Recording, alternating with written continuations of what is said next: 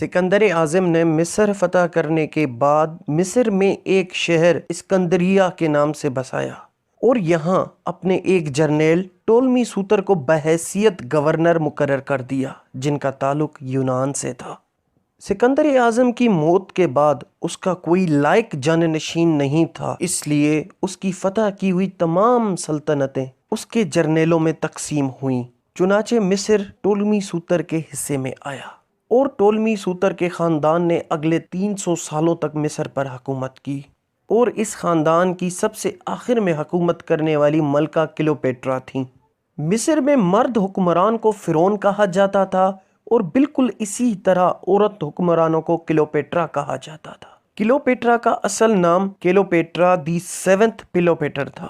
قدیم مصری تاریخ میں کلیوپیٹرا نام کی 7 ملکائیں گزری ہیں، جن میں سب سے زیادہ شہرت 7ویں ملکہ نے حاصل کی۔ قدیم مصر میں یہ روایت عام تھی کہ بہن بھائیوں میں شادیاں کیا کرتے تھے۔ کلیوپیٹرا کے 2 بھائی تھے، ایک بڑا اور دوسرا چھوٹا۔ وہ دونوں ٹولمی 13ویں اور 14ویں فرعون کے نام سے جانے جاتے ہیں۔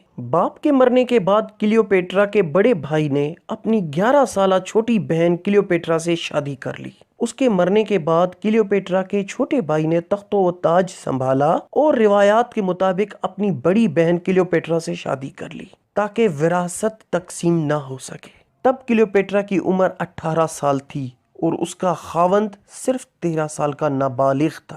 کچھ سالوں کے بعد سازشی درباریوں کی وجہ سے کلیوپیٹرا اور اس کے بھائی کے درمیان سخت رنجشیں پیدا ہو گئیں اور قتل کے ڈر سے کلیوپیٹرا کو مصر چھوڑ کر شام جانا پڑا۔ ان دنوں روم کے 2 بڑے عہدیداروں یعنی سپر پاورز پومپے اور جولیس سیزر کے درمیان جنگ چل رہی تھی۔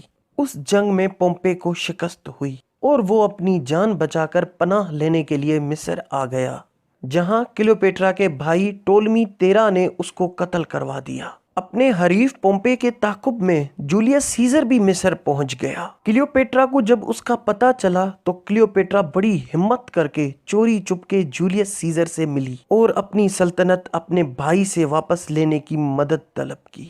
جولیس سیزر جو کہ ایک ادھیڑ عمر شخص تھا، کلیوپیٹرا کا حسن و جمال دیکھ کر اس کا دیوانہ ہو گیا اور کلیوپیٹرا کی مدد کے لیے حامی بھر دی۔ یہ دیکھ کر کلیوپیٹرا کا بھائی اور شوہر ٹولمی 13 نے ان دونوں کے خلاف جنگ کا اعلان کر دیا۔ اس جنگ میں کلیوپیٹرا کے بھائی اور شوہر ٹولمی 13 کو شکست ہوئی اور بعد میں کلیوپیٹرا نے سازش کر کے اپنے بھائی اور شوہر کو قتل کروا دیا۔ اپنے بھائی اور شوہر کے مرنے کے بعد کلیوپیٹرا کے راستے میں اب کوئی رکاوٹ نہ تھی، اس لیے وہ مصر کی ملکہ بن گئی۔ جولیس سیزر کلیوپیٹرا کا اتنا دیوانہ تھا کہ وہ روم کی ساری سلطنت چھوڑ کر کلیوپیٹرا کے ساتھ مصر میں رہنے لگا اور روم اپنے ایک جنرل مارک اینٹونی کے حوالے کر دیا۔ مارک اینٹونی جو جولیس سیزر کا داماد بھی تھا۔ کچھ دشمنوں کو ختم کرنے کے لیے جولیس سیزر کو روم دوبارہ جانا پڑا۔ جولیس سیزر کے مصر چھوڑ کر روم جانے کے کچھ ہی عرصے بعد کلیوپیٹرا بھی روم پہنچ گئیں۔ روم میں کلیوپیٹرا کا ملکہ جیسا استقبال کیا گیا۔ کلیوپیٹرا کے روم پہنچنے کے بعد کچھ عرصے بعد ہی پومپے کے کچھ خاص وفادار ساتھیوں نے جولیس سیزر کو قتل کر دیا۔ اب کلیوپیٹرا کے پاس روم کی ملکہ بننے کے لیے کوئی راستہ نہ تھا، اس لیے اس نے روم کے سب سے طاقتور جنرل مارک اینٹونی کو اپنی محبت کی جال میں پھنسا دیا۔ تاریخ کے مطابق مارک اینٹونی سے کلیوپیٹرا کو 3 بچے ہوئے۔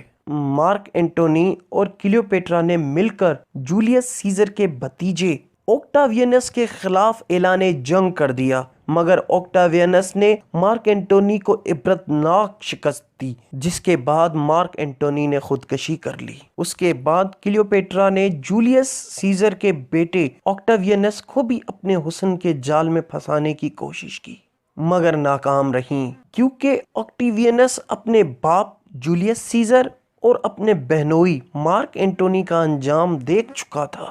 اس لیے اس نے کلیوپیٹرا کو قید خانے میں قید کروا دیا۔ اسی قید خانے میں کلیوپیٹرا نے 39 سال کی عمر میں خودکشی کر لی۔ اس کی خودکشی کے بارے میں لاتعداد افواہیں ہیں۔ کوئی کہتا ہے کہ اس نے خود کو زہریلے سانپ سے ڈسوا لیا تھا، تو کوئی کہتا ہے اس نے زہریلی جڑی بوٹیاں کھا لی تھیں۔ اس میں سے کون سی افواہ صحیح ہے اس کا کسی کو کوئی علم نہیں۔